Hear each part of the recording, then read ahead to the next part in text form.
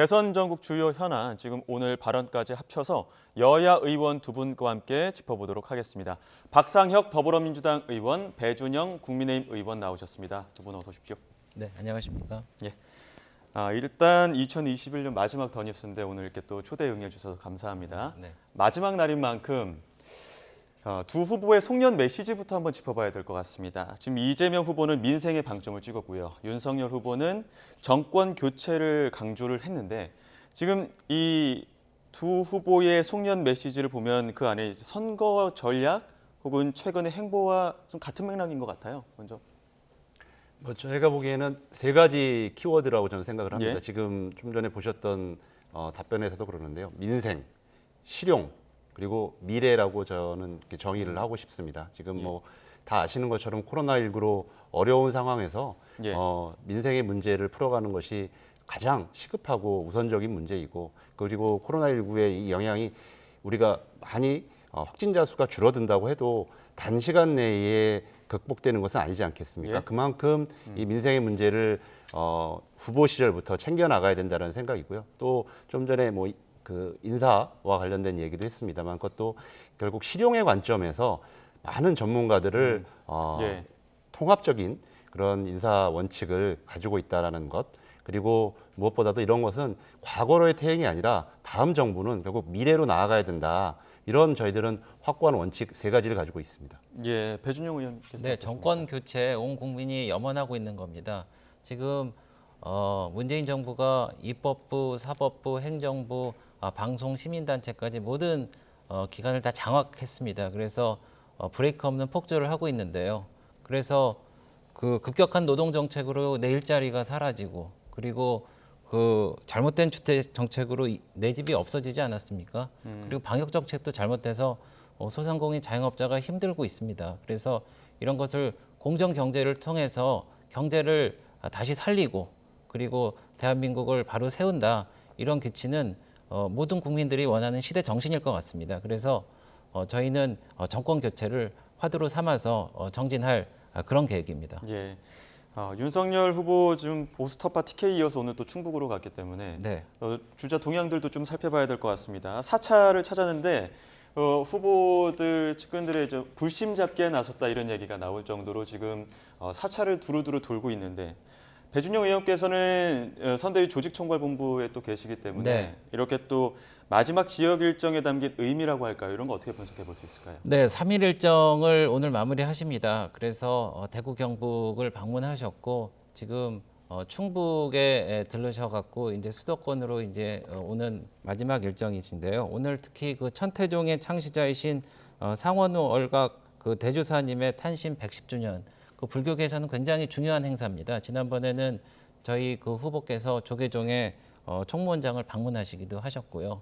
그래서 또 독실한 그 불자이신 저희 후보랑 후보 어머님 이런 분들이 이 불심을 이제 잘 챙기고 있는데, 이게 중요한 행사이기도 해서 참석하기도 했지만은 법회에서 결의도 다지고 불교계의 어떤 지혜를 또 구하는 그런 계기가 됐을 것이라고 생각을 하고요. 예. 또 오늘은 밤 12시에 네. 인천 신안 컨테이너 부두에 방문을 하십니다. 그래서 새해 벽두를 이제 현장에서 힘들게 고생하시는 그런 근로자 여러분들과 함께 그 호흡하면서 대한민국의 경제를 한번 바로 세워보겠다, 살리겠다, 그런 의지를 밝히실 그런 예정입니다. 지금 양 후보 모두 불심 잡기에 나서 제가 앞서 말씀을 드렸는데 네. 그 이유가 지금 그 김혜경 씨도 이번 달만 사찰 2번 찾았고 또 법륜 스님과 오찬도 했단 말이죠. 이렇게 불심 잡기에 나선 이유 중에 하나가 정청래 의원의 발언 실수 때문이 아니냐 이런 관측들이 나오는데요. 예, 먼저 뭐 당 지도부에서도 말씀을 주셨습니다만 조계종을 비롯한 많은 불교계에 조그만 여러 심려를 드린 것에 대해서는 저희들도 다시 한번 송구한 마음이다라는 생각이 들고요. 예. 뭐 이번 계기를 통해서 다시 한번 그동안 불교계에서 요구하시고 있고, 그다음에 많이 의견 주시고 있는 내용들 더 겸허히 좀 수렴해서 예. 뭐 그런 부분들 더, 오늘도 의총장에서도 그런 관련된 예. 보고도 있었습니다. 그래서 그런 부분들을 더 착실하게 불교계와 깊은 대화를 나눠야 되겠다라는 의원들이 좀 다짐도 했었고요. 특히 예. 김혜경 여사께서 그런 부분들 아주 밑바닥에서부터 많은 우리 불교계의 지도자들과 대화하시고 만나 뵙고 있습니다. 그런 예. 부분들이 지금 많이 전파가 되고 있다 이런 얘기들을 들리고 있거든요. 예. 큰 앞으로도 김혜경 여사께서 그런 부분들을 이렇게 챙겨주시면 예전에 김영삼 대통령 같은 경우도 그 절실한 기독교 신자였지만 그 사모님이 불교계와 깊은 대화를 하셨던 예가 있습니다. 예, 그래서 예. 그런 부분들을 본다면 더욱더 이 대통령 후보 부인의 역할이 굉장히 중요하다 이렇게 좀 말씀을 좀 드리고 싶습니다. 네, 지금 오늘 일정 중에 뭐 양 후보 일정도 있지만 관심을 모았던 일정이 김종인 총괄선대위원장과 이준석 대표의 만남이었습니다. 네. 그 오찬을 좀 했고 앞서 뉴스로 전해드렸습니다만 김종인 위원장은 바로 자리를 떠났고 이준석 대표가 특기할 만한 뭐 입장 변화 없다, 윤 후보 만날 생각 없다 이랬단 말이죠. 네. 김종인 위원장은 이 대표가 조금만 마음만 바꾸면 될 일이다 했는데 마음이 바뀌지 않았나 봐요. 글쎄, 근데 저는 그렇게 생각합니다. 모든 사람들이 손에 손을 붙잡고 공통의 목적을 달성하기 위해서 예. 한꺼번에 움직일 수도 있고요. 또 공통의 목적이 있으면은 맡은 자리에서 자신의 역할을 열심히 해서 결국은 그 목적을 이루기 위한 역할을 하면 된다고 생각을 하고 있고요. 예. 저희 이준석 대표 같은 경우에는 또 대표로서 역할을 하면 된다고 생각을 하고요. 다만 이런 게 여러 가지 그 당원이나 국민들로 하여금 좀 불안하거나 조금 그 송구스러운 모습을 보이는 거에 대해서는 저도 좀 안타깝게 생각을 합니다. 예. 지금 이준석 대표 앞서도 지금 오찬 끝나고 나서 선대위 얘기를 했거든요. 네. 지금 이 선대위 매머드 선대위 타면 안 된다. 네. 지금 위험하다, 큰일이다. 네. 뭐 개썰매 얘기도 하고 말을 새로 뽑아야 된다 이렇게 날선 발언들도 했었는데 이 부분에 대해서 어떻게 보십니까? 선거가 이제 뭐 2달 남짓 남았습니다. 그래서 이제는 뭐 선대위를 뭐 어떻게 개편한다든지 그 대변혁을 해갖고 한다기보다는 기존에 있었던 그런 시스템을 어떻게 효율적으로 또 초점을 모아서 하는 거에 좀 중점을 둬야 될 것 같습니다. 그래서 그 대표께서도 선대위에 참여하시지 않겠다고 하면은 대표로서 또 할 수 있는 역할을 하면 되는 겁니다. 그래서 저희가 이제 갈등지향적으로 또 이 언론에서 또 많이 다루시고 그러시는데 꼭 그렇게 같이 붙어 다니고 동일한 행동을 한다고 그래갖고 꼭 선거에 큰 효과가 있느냐 이거는 다시 한번 좀 생각해 봐야 될 문제고요. 어쨌든 그 이번에 대통령 선거에서 정권 교체에 실패하면은 이준석 대표도 실패하는 겁니다. 본인도 물러나신다고 공언을 하셨기 때문에 네. 설마 본인이 그런 방향으로 움직이지는 않을 거라는 것은 누구나 다 잘 알고 있는 사실이고요. 예, 그래서 본인의 역할을 하실 거라고 봅니다. 예, 본인의 역할을 하실 것이다. 그것도 또 지켜봐야 될 것 같은데 민주당이 보기에는 지금 그 국민의힘의 내홍, 보란 듯이 원팀을 또 강조하고 있기 때문에 민주당 입장에서 뭐 반사이익을 기대할 수도 있을 것 같고 전략도 좀 그런 방향으로 가고 있는 것 같은데 어떻습니까? 뭐 경쟁하고 있는 상대당의 지금 상황에 대해서 하나하나 이렇게 뭐 코멘트하는 것은 좀 적절치 않다고 생각합니다. 그런데 제가 국민의힘이 여러 초선 의원들하고 좀 여러 취재를 좀 해봤었는데요. 네. 사실 쉽게 말해서 부글부글 하시는 것은 사실인 것 같아요. 누가 부글부글합니까? 그러니까 초선 의원들이 이준석 대표에 대해서 초선 의원들이 예, 그런 감정은 사실이었던 것 같고 예. 얼마 전에 그래서 초선 의원들이 뭐 토론도 하려고 했다가 좀 취소한 예가 있지 않습니까? 예. 그래서 그것은 좀 사실인 것 같고요. 결국 그 핵심은 이준석 대표의 자기 정치에 대한 의심이라고 저는 생각을 합니다. 결국 이준석 대표가 자기 정치를 하려고 하는데 그 윤석열 후보 주변에 있는 분들이 그것에 대해서 끊임없이 여러 가지 생각들을 표출하고 있고 그런 부분이 핵심에 있다고 저는 생각을 하고요. 예. 저희들은 뭐 그런 관점에서 저희들이 할 일들을 좀 최선을 다하겠다 이런 생각을 가지고 있습니다. 예. 앞서 배준영 의원께서 뭐 대표와 후보가 꼭 같이 다니는 것만이 지지율을 올리는 방법은 아니다 이렇게 말씀을 하셨지만 네. 지금 최근 여론조사 보면은 여러 지표들이 모두 그 윤석열 후보의 하락세가 좀 뚜렷한 모습을 보이고 있습니다. 지금 이 부분이 뭐 배우자 관련 뭐 늦은 사과도 있겠지만 이준석 대표와의 갈등 국면이 이런 하락세를 끌고 온 거 아니냐 이런 분석들도 나오는데 어떻게 보십니까? 네. 그래서 그 증시의 경우에는 예측이 불가능할 때 가장 급격한 변동성을 보이고 패닉을 하고 무너지죠. 근데 저희가 볼 때는 이렇습니다. 후보 부인의 사과 문제는 어느 정도 일단락 됐다고 보고요. 예. 그리고 이준석 대표도 들어오시지 않는다고 했으니까 그 부분도 이제 따로 역할을 하는 걸로 일단락 됐기 때문에 그것은 앞으로 더 큰 문제가 안 되겠다. 저는 오히려 그렇게 생각을 하고요. 예. 그리고 지지율이 지금 많이 떨어진 거는 뭐 사실입니다만은 지금 68일인가 이렇게 됐는데 예전에 예를 보니까 2002년도에 노무현 이회창 때 저희 이회창 후보가 41%, 노무현 후보가 32%인데 64일 차 되는 D-64일 차 되는 예. 그런 거였는데 저희가 뒤집혀서 졌습니다. 예. 그러니까 시간은 많고 또 선거라는 게 정말 끝까지 어떻게 될지 모른다는 거는 여기 계신 뭐 모든 분 시청자분들도 잘 아시기 때문에 일희일비하지 않고 저희가 갈 거고요. 또 하나 첨부해서 말씀드리면은 저희는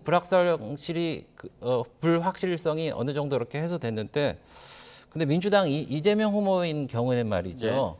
그 대장동 의혹에 관련된 의혹이 지금 하나도 해소되지 않았단 말이죠. 그래서 무려 그 핵심 관계자가 2명이나 자살하시고 중요한 결재 서류에 9번이나 사인한 정진상 부실장이란 분이 그 검찰의 문턱도 밟지 않고 그래서 이른바 그분에 대한 근처에 가지도 못했단 말이죠. 그래서 이거를 국민적인 의혹이 있고 이런 것을 계속 끌고 나가면은 결국에는 이게 지지율을 끌어내리고 믿을 수 없다, 신뢰할 수 없다, 공정 경제에 방해가 되는 그런 후보다. 그렇게 되면은 아마 이재명 후보가 그것을 해결하지 못하면은 결국 대통령이 되지 못할 겁니다. 그런 차원에서 아까 좀 전에도 이재명 후보가 저희가 대장동을 주제로 해서 저희 후보랑 1대1 토론을 하자라고 뭐 후보가 말씀하셨건 윤핵관이 얘기했던 본인이 떳떳하면 하자고 하면 되는 거예요. 그런데 말끝을 흐리시는 거 보면은 그게 마지막 모멘텀에 굉장히 불리한 요소가 돼서 지지율을 깎을 수 있기 때문에 안 한다고 하시는 거 아니겠습니까? 예.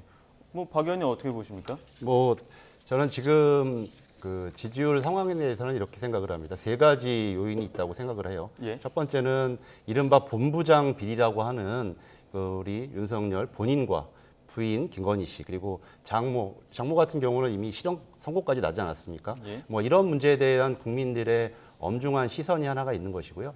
두 번째는 이 대통령 후보를 뽑는데 토론을 회피하는 아주 기형적인 지금 양상을 보이고 있습니다. 그래서 그런 것에 대한 국민적인 굉장히 매서운 비판의 목소리가 있고요. 세 번째는 노골적인 지금 네거티브 공세로 가고 있습니다. 윤석열 후보가 아마 선대위 기조 자체를 지지율이 하락하다 보니까 기조 자체를 이제 강성 그리고 굉장히 색깔론 이런 것까지 들고 나올 정도로 기조가 바뀐 것 같은데요. 이런 세 가지 요인이 작동해서 지금 지지율 하락으로 저는 이어지고 있다고 생각을 합니다. 그런데 그런 부분들이 온전하게 저희 이재명 후보로 다 옮겨온 것은 저희도 아니라고 생각을 합니다. 일부는 유보층으로 가기도 하고 또 안철수 뭐 후보한테 간 측면도 있습니다. 그렇기 때문에 저희들은 앞으로 여러 가지 지금 민생 공약들 발표하고 있고 정책 공약들 발표하고 있어서 지금 국민의 흩어진 마음들을 하나로 모으고 또 이재명 후보에게 온전하게 지지를 보낼 수 있도록 그런 방향과 기조로 갈 예정입니다. 지금 그 지지율 변화들 보게 되면 윤석열 후보는 하락세가 조금 뚜렷하게 보이긴 하는데 그렇다고 뭐 이재명 후보가 엄청 상승세가 많은 편은 아니고 박스권 안에서 지금 움직이는 모양새거든요. 그러다 보니까 이재명 후보는 어떤 돌파의 모멘텀 그리고 윤석열 후보는 반전의 모멘텀이 필요하다고 얘기를 하는데 그런 사이에서 안철수 후보에 대한 러브콜이 양 당에서 나오고 있습니다. 이 부분에 대해서도 좀 짚어봐야 될 것 같은데 먼저 송영길 대표는 과학기술부총리 공약 이재명 후보가 냈다. 뭐 안철수 후보의 염두에 둔 것 아니냐 이런 분석들도 나오는데요. 뭐 특정한 자리를 두고 뭐 그렇게 말씀을 하는 것은 좀 적절치 않고요. 네, 안철수 후보의 지지율을 보면 갤럽 조사 같은 경우에서는 굉장히 좀 상승한 그런 지표가 나왔고 다른 또 여론조사에서는 크게 변동성이 있는 결과가 나오지 않은 여론조사도 있습니다. 그런데 우리가 뭐 일반적으로 지금 윤석열 후보를 지지했던 분들이 유보 또는 안철수 후보로 간 것이 아니냐라는 뭐 일부 추정을 좀 해볼 수 있는 상황이죠. 그래서 지금은 뭐 안철수 후보가 정권 교체를 얘기하면서 출마를 했습니다만은 또 안철수 후보도 미래에 대한 여러 가지 메시지를 오래전부터 해왔던 분이기 때문에 그런 부분에서 우리가 충분히 대화하고 공감대를 가질 수도 있겠다. 아마 예. 송영길 대표의 취지는 그런 예. 것으로 좀 생각됩니다. 예, 김종인 위원장의 뉘앙스도 조금 바뀌었습니다. 단일화가 선거의 승리에 도움이 될 것이다. 이렇게 또 발언을 했는데 이 부분에 대해서는 어떻게 보십니까? 네, 국민의 당이 국민의 힘과 손을 잡는 게 정말 자연스럽습니다. 그리고 정권 교체를 바라는 거는 그 안철수 후보의 처음에 캐치프레이즈였기 때문에 제가 볼 때는 그 송영길 대표님이 묘한 뉘앙스로 이제 약간 갈라치기를 또 하시려고 하시는 건데 그 진영 논리라든지 이런 거 하지 말자고 지금 그 이재명 후보도 인터뷰에서 말씀하셨는데 글쎄요 그렇게 갈라치기하고 뭐 이관계 쓰고 그러는 게 페어플레이인지 모르겠습니다. 예. 그거는 국민들이 다 아실 거예요. 네, 이쯤에서 짧게 다음 주제도 한번 짚어봐야 될 것 같아서 이 네. 부분 한번 또 여쭙겠습니다. 지금 뭐 공수처 통신조회 논란 어제 법사위 현안실에서 김진욱 공수처장이 해명을 하긴 했는데 국민의힘 입장에서는 아직도 불법 사찰로 보시는 거죠? 그렇습니다. 제가 말씀드릴게요. 우리 의원 88명에 대해서 통신 자료 제공을 했고 대통령 후보 부인 가족 100명이 넘는 현직 기자들, 시민단체, 아사히 신문 기자도 했습니다. 300명이 넘는 형사법학회 카톡방도 뒤졌고요. 국민의힘 카톡방도 털었습니다. 예. 이게 불법 사찰이 아니고 대선 개입이 아니고 뭔지 말씀드리고 싶고요. 그리고 제가 또 부언해서 말씀드릴게요. 통신조회라는 것이 말입니다. 범죄에 임박해갖고 그 사실을 갖고 이제 하는 건데 예를 들어서 고발사주 범행이라고 해갖고 지금 공수처에서 얘기를 한다고 그래도 그게 범행 기간이 작년 4월 7일로 추정됩니다. 그거는 다 아실 거예요. 근데 그러면은 보통 통상 기록 저장이 한 1년 정도 지났는데 공수처에서 저희를 집중적으로 뒤진 게 올 9월, 10월 당의 후보 경선 기간 중에 했단 말입니다. 그래서 사찰이 아니면은 이거는 설명할 길이 없습니다.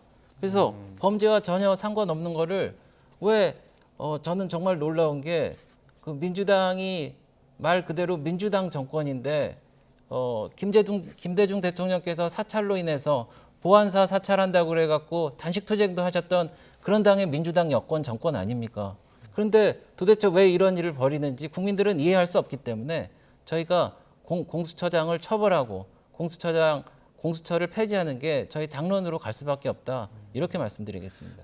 민주당 입장에서는 뭐 우리도 뭐 그 통신조회 당했을 수도 있고 또 이게 윤석열 검찰이라고 안 했던 것도 아니지 않느냐 이런 입장이지 않습니까?